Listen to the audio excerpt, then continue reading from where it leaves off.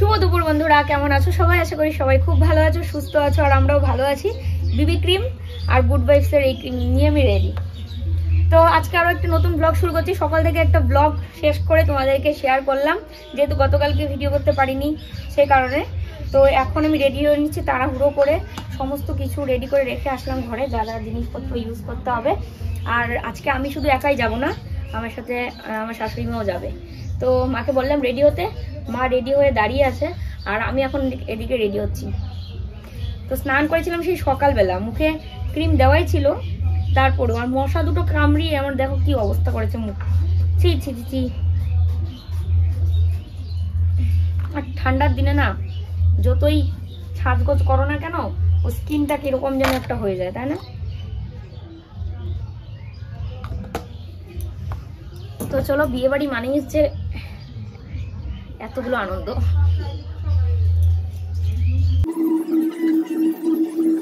দুর্গাপূজার সময় যে ব্লাউজটা আমি এক্সচেঞ্জ করে এনেছিলাম, এই যে এটাকে কি ব্লাউজ যেন সবাই বলেছিল, এই তো আবার নাম ভুলে ফেলেছি, কি যেন নাম। যাই হোক, এই শাড়ির সাথে কিন্তু দুর্দান্ত লাগছে। তো শাড়িটা কিন্তু লাল না, উপরটা দেখছো লাল। তো শাড়িটা কি কালার তোমাদেরকে পরে দেখাচ্ছি, লাল আর হলুদ। চলো রেডি হয়নি।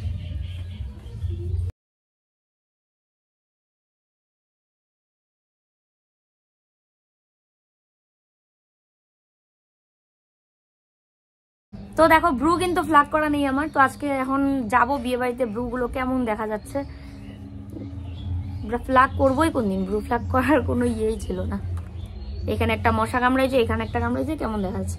তো আমি যেটা নর্মালি করে থাকি সেটা হচ্ছে ব্লেড দিয়ে করি ছোটোর থেকেই, কারণ পার্লার থেকে করলে আমার মাথা ব্যথা হয় অনেক দিন, তোমাদের বলেছি। সে কারণে আমি বেশি একটা ব্রু ফ্লাগ করিও না। তো আজকে যখন দরকার তো ব্লেড দিয়ে করি।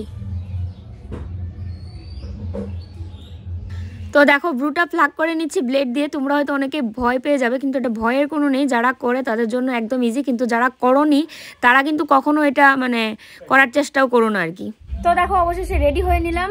আর মশার কামড়ের গুলো এইরকম জায়গায় কামড় দিয়েছে, যতই সাজগুজ করি না কেন ওই দুটো জিনিস আর ঢাকছে না। তো এর জন্য আরো বেশি খারাপ লাগছে। আর আমি যাচ্ছি, মাও যাচ্ছে। আমার একটা হ্যাঁ, আসো গা তাড়াতাড়ি। তো চলো তোমাদেরকে দেখাবো ওখানে যারা যারাই আমরা যাচ্ছি সবাই চেনামুখ। আর চেনামুখ বলতে তোমরা অনেকে চেনো না, কিন্তু আমার আর কি বেশি চেনামুখ। আর অনেকদিন থাকতে থাকতে এরকমটা হয়েছে। প্রথম তো অনেকটা বেশি লজ্জা পেতাম, লিপস্টিক দিলে না দাঁতে লেগে যায়, একদম অনেস্ট রিভিউ এটা। তো প্রথম যেটা হতো যে ইস আমি একাই যাব, লজ্জা লাগছে, কেউ নেই আমার, সবাই পরিচিত এখানে যারা লোকাল আছে। তো এটা প্রথম দিকে আমার খুব সমস্যা হতো, ওই কারণে কথা তোমাদের বলে ফেললাম যে চেনা মুখ এখানে।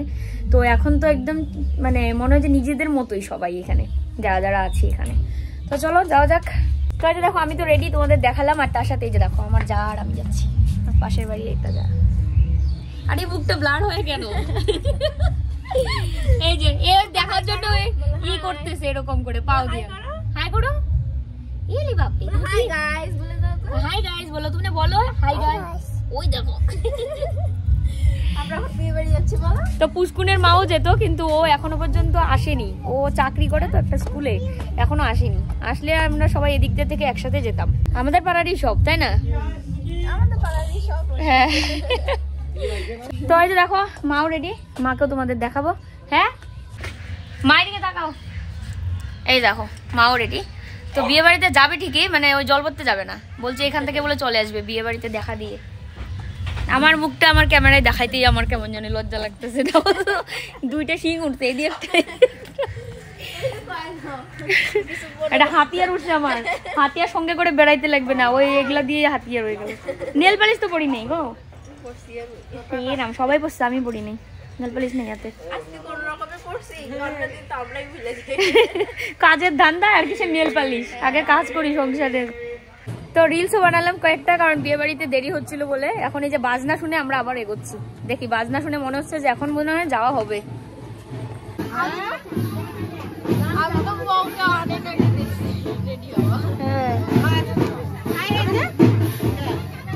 সবাই রেডি, সবাই অনেকেই।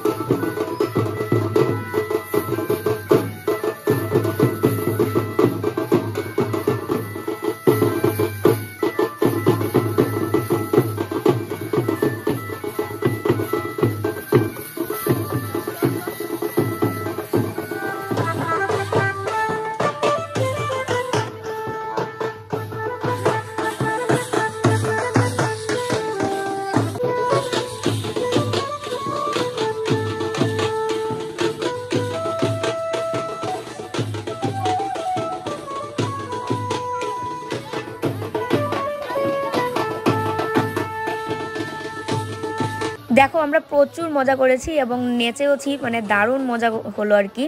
আর এখন হচ্ছে নাচতে নাচতে আমরা চলে আসলাম দুর্গা মন্দিরে, কারণ এখানে কালী মা আছে, তো ওই মাকে পূজা করবে, তাছাড়া মন্দিরে একটু দর্শন করে তারপরে কৃষ্ণ মন্দির হয়ে বাড়ি যাওয়া হবে। আজকে যেহেতু অযোধ্যাতে রাম মন্দির মানে উদ্বোধন হলো, সেই উপলক্ষে কিন্তু আমাদের দুর্গা মন্দিরটা এত সুন্দর করে সাজানো হলো, আর তার সাথে 1000-এর উপরে প্রদীপ জ্বালানো হয়েছে। তো প্রথমে স্বস্তিক চিহ্ন দিয়ে এরকম প্রদীপ ধরানো হলো, যেহেতু মানে মাত্র সন্ধ্যা হলো তো সেই কারণে। আস্তে আস্তে বিয়ে বাড়িতে এসে আবার বাড়িও চলে আসলাম। বাড়ি আসলাম হচ্ছে আজকে যেহেতু রাম মন্দির উদ্বোধন হলো আমাদের অযোধ্যাতে, তো সেই উপলক্ষে রাম ঠাকুরকে স্মরণ করে বাড়িতে দেওয়ালির মতো প্রদীপ ধরাবো। তো ওখানে আবার যাব, প্রদীপটা ধরানোর জন্য বাড়ি আসলাম। মা সন্ধ্যা দিয়েছে, এসে দেখি, কারণ ওখান থেকে আস্তে আস্তে দেরি হয়ে গেল। দুর্গা মন্দিরে গেছিল, তারপরে ওখান থেকে আসলো আমাদের যে কৃষ্ণ মন্দির আছে ওখানে কিছুক্ষণ নাচানাচি হলো, তারপরে বাড়ি আসা হলো। তো চলো প্রদীপ ধরাই এখন, যেরকম একদম আমরা ইয়েতে ধরাই, দেওয়ালির দিন যেরকম আর কি প্রদীপ ধরাই সারা বাড়িতে, সেরকম করে ধরাবো। আর গুটুনটা দেখো আমার জন্য কি অপেক্ষা করতেছিল, দেখো দেখো দেখো গুটুনটা। আমি কোথাও গিয়ে আসলে পরে তো এরকমই করে, তোমরা তো জানোই।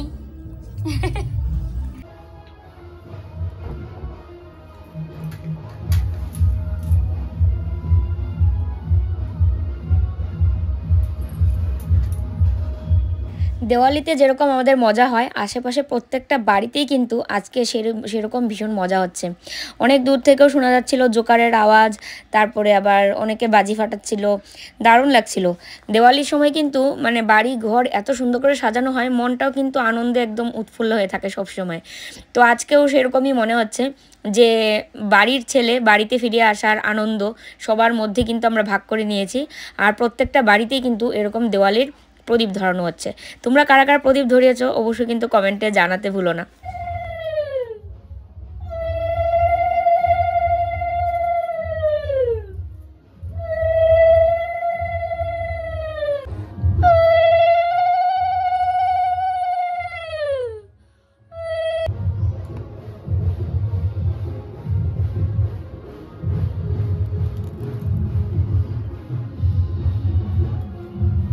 যেমন প্রদীপ ধরানো হচ্ছে তেমনি কিন্তু মোমো ধরিয়ে দেওয়া হচ্ছে, ঠাকুরের এখানে দেওয়া হচ্ছে আর বাইরেও দেওয়া হবে।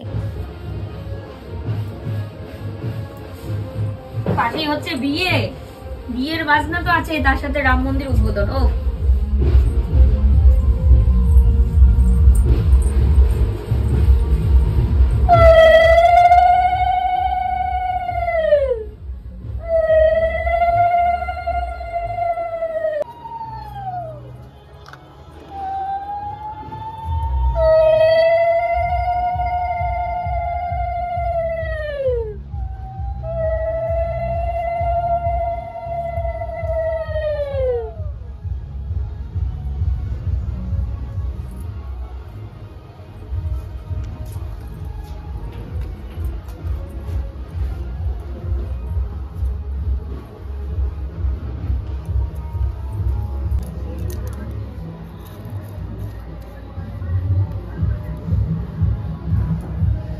তো দেখো সারা বাড়িতে দেওয়ালিতে আমরা যেরকম করি, মোমবাতি ধরাই, তারপরে প্রদীপ ধরাই, তারপরে মোমবাতি ধরানো মানে হচ্ছে আর কি, তারপরে আবার হচ্ছে বম টম ফাটানো হচ্ছে, শুধু আমরা না চারিদিকে সবাই। তো আজকের দিনটা একদম সত্যি করে একদম দেওয়ালির মতোই লাগে না কেন রে বাবা। তো দেখো আমরা দারুণ কিন্তু মজা করছি। তো আজকের এই ছোট্ট ভিডিওটা এখানে শেষ করছি, ফিরে আসছি কালকে নতুন ভিডিওর সাথে। আজকের মতো এখানেই, টাটা।